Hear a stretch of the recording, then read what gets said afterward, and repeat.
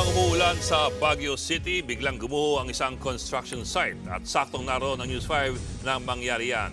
At live mula sa Baguio, nasa frontline ng balitang yan si JC Cosico. JC, anong pinaka-binabantayan ng Baguio LGU ngayong maulan ngayon dyan?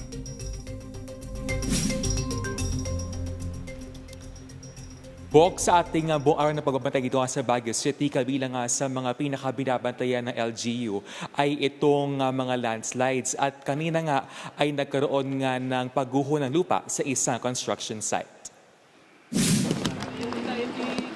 Kinordonan na at nilagyan ng tarapal ang landslide sa construction site sa Celestial Village sa Baguio.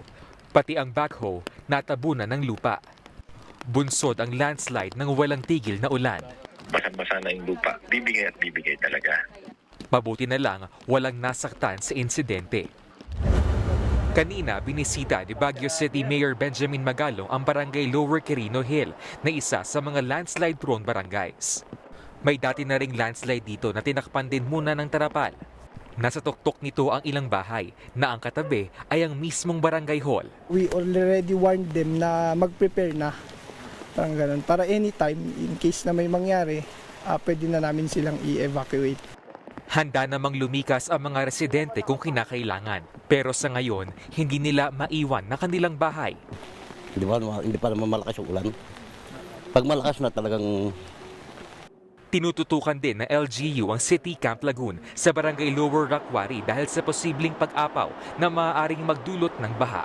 Yun ang pinaka-critical yun ang flood-prone area namin. I think about 13 barangays ang doon, ang sinasalo nung lugar na yun. Yeah.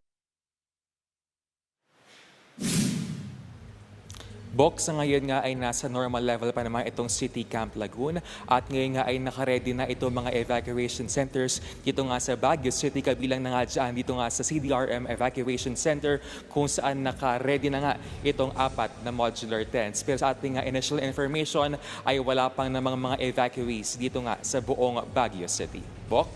Maraming salamat, JC Cosico. Mga kapatid, Ed Lingaw po, maging maalam at may pakialam sa mga napapanahong balita sa ating bansa. Para sa mas malalimang pagtalakay at paghimay sa mga issue at headlines, tumutok lamang at pag-subscribe sa social media pages ng News 5.